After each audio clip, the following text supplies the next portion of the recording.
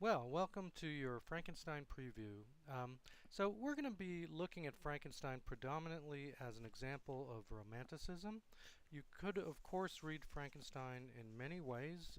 It is a science fiction novel, it's an adventure story, it's a thriller. Um, it could be read as from a psychological perspective or from a feminist perspective, and we may look at all of those elements, but predominantly we're going to be thinking about it as an example of a romantic novel as a product of the movement of Romanticism. So it's almost impossible in our culture not to have some encounters with Frankenstein, right? With the story of Frankenstein, even if you've never read the book. Whether it's through films, such as, for example, the very famous 1937, I believe, version of the film with Boris Karloff, and that's who you're looking at right now, to later films such as the Kenneth Branagh, Mary Shelley's Frankenstein that came out a few years ago, or Andy Warhol's Frankenstein. There have been many, many, countless films made of the movie. The novel has been rewritten by Dean Koontz. Even television. If you've seen The Munsters in the 1960s, that old TV situation comedy, video games, comic books. The Frankenstein creature is everywhere in our culture. It's been such an important, influential novel. But most of what we see of the Frankenstein creature in our culture is actually quite different from the one that exists in Mary Shelley's novel. So be prepared for that, because the creature in Mary Shelley's novel, first of all, he doesn't have any of those neck bolts, and he's not green like Herman Munster. And unlike the Boris Karloff creature, for example, Mary Shelley's Frankenstein can talk, and in fact he talks a lot. So be prepared for a different kind of Frankenstein monster. And by the way, remember that the creature actually is not named Frankenstein. That is the name of the creature's creator. The creature itself is never named in the novel. He is simply known as the creature. So who was Mary Shelley? Well, as Marilyn Butler, the editor of the Oxford World's Classic Edition of Frankenstein, points out, Shelley was famous even before she wrote Frankenstein. And that's saying something, because she wrote Frankenstein when she was 19 years old. So, how did she get to be so famous? Well, she was famous for being born. Why? Because she was the daughter of two famous people, both of them British intellectuals of the late 18th century, early 19th century. The first of these is William Godwin. Um, and William Godwin was a philosopher, and he's most famous for his articulation and support of a philosophy known as utilitarianism. And he was considered to be a sort of a radical left-wing kind of philosopher, and controversial.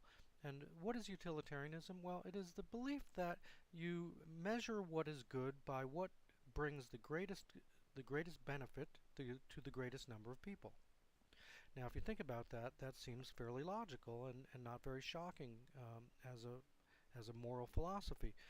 But then again, if you think about where he's coming from historically, um, it was a radical position, because it's a philosophy that measures morality not based on religious belief or faith, right, but on a kind of a mathematical formula, the greatest good for the greatest number of people. And Godwin was also an outspoken critic of religion and of institutions like the institution of marriage, even though he was married. Um, and he was a supporter of the French Revolution, so he was considered to be a radical philosopher. And his wife, the mother of Mary Shelley, was Mary Wollstonecraft. And Mary Wollstonecraft is perhaps the first great feminist of the Western tradition. She wrote Vindication of the Rights of Women, and in we mentioned her work when we studied Milton, because she was critical of Milton for his portrayal of Eve. Criticized him as essentially being sexist in his portrayal of Eve, and so she was a very influential figure in Western feminism, and a very strong philosopher in and of her own right.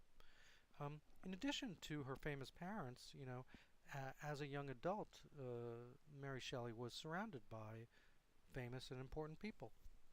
She was she was the wife of the poet Percy Bysshe Shelley, and though Percy Shelley probably became more famous after he died than when he was alive, nonetheless he was an important poet, and as well as a follower of William Godwin. And he was part of that second generation of Romantic poets. And along with him, Mary Shelley was also friends with Lord Byron, another second generation Romantic poet, and in some ways perhaps among the most famous of all the Romantic poets, because Lord Byron was a real personality. He was kind of a celebrity of his time. Um, so, uh, so Mary Shelley came from a highly intellectual, radical set of parents and her husband and her friends. She was part of a circle of artists and poets and thinkers, right? So, and that may explain how, among other things, she was able to write the novel Frankenstein at the young age of 19. Shelley lived a long life, and she wrote many other novels. She made her career as a novelist, as well as writing plays and essays. The other famous novel she wrote, interestingly enough, was also a kind of a science fiction novel. It's called The Last Man, and it may be the first of the of post-apocalyptic novels. So that's kind of interesting because these novels today, post-apocalyptic novels, films, even TV shows are all the rage right now. But really, Mary Shelley got a head start by at least 100, maybe 150 years on people like Cormac McCarthy, who wrote The Road, with her novel The Last Man. Now, what inspired this 19-year-old woman to write this novel Frankenstein, which is known for its darkness, its grisly, gory subject matter? Well, of course, as with any writer, there were many sources of inspiration and influence upon her. So we'll just look at a couple. Most famous of the inspirations for Frankenstein is the ghost story contest that Mary Shelley herself discusses in her preface. She had been vacationing with friends, including Lord Byron and her husband Percy Shelley, and they had gotten stuck indoors because of bad weather, and they had been reading some vampire stories and ghost stories, and it was proposed, I think, by Lord Byron that they all try their hand at writing a ghost story. And that night, Mary Shelley had a frightening dream about a kind of a monster hovering over her bed, and it inspired her to begin writing the story that eventually became the novel Frankenstein. She was also, in the writing of Frankenstein, she was influenced by the science of her day and some of the experimentation that was going on in the laboratory with, for example, with dissection and also with galvanism. Galvanism was a type of experimentation where they were trying to reanimate dead bodies through the use of electricity, and obviously you can see how that would influence Frankenstein, or you shortly will. The other thing that must have influenced Shelley tremendously in the writing of this book is her own experience of personal tragedy, because Frankenstein, as you'll see, is a novel that is full of death, and this reflects, I think, a lot of people think, Mary Shelley's own life experience, because her life was full of death, starting with the very beginning of her life, because her mother died, Mary Wollstonecraft died giving birth to Mary Shelley. Mary Shelley herself was a mother, but the first 3 of her 4 children died in infancy. When she took up with Percy Bysshe Shelley, he was married, and shortly after she kind of eloped with Shelley, Shelley's wife committed suicide. But that's not the only person. Mary Shelley's half-sister also committed suicide. And then her husband himself, Percy Bysshe Shelley, died in a tragic drowning incident. The painting that you see to your right is a painting of Percy Bysshe Shelley being cremated on the coast of the shore where he drowned. So Mary Shelley, and this is all by the time she's 19 and writing Frankenstein. So, Mary Shelley had a tragic life, and that tragedy is reflected in the novel. So as a student, reading this novel not just for pleasure, right, but for a class, what is it that you should be looking for? Well, as I said earlier, we are looking at this novel especially in the context of Romanticism, so you should keep an eye out for evidences of romantic values and romantic obsessions, and I think among these that you should keep an eye out for specifically are romantic attitudes towards nature and towards science. You might think about ways in which this novel participates in the counter-Enlightenment reaction to science, and look at the way in which heroism is shaped in this novel. Um, Keep your eye out for, the Byronic hero, right? At the same time that this novel represents romantic values, though, you might also look for ways in which Mary Shelley also was critical of romantic values, right? And in particular, I think you might notice some criticism directed towards the romantic obsession with solitude, right? Keep an eye out for the way in which solitude is depicted in this novel, and also looking for that Byronic hero. You may see that in addition to the positive aspects of such a hero in this novel, there's a kind of a critique of the Byronic hero. And then, of course, also think about the novel in context of the larger issues that we've been discussing in class in terms of the Western humanities, and you might look for ways in which to connect Frankenstein to other works we've read. For sure, you should keep an eye out for echoes of Milton and Paradise Lost, but also there are issues that would relate directly to Descartes. So look for ways to meaningfully connect this novel to other texts that we've read.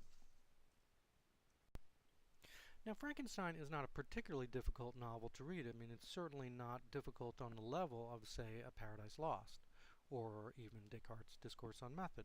But it's also not as simply written as, let's say, Candide, and it's certainly not as quick a read.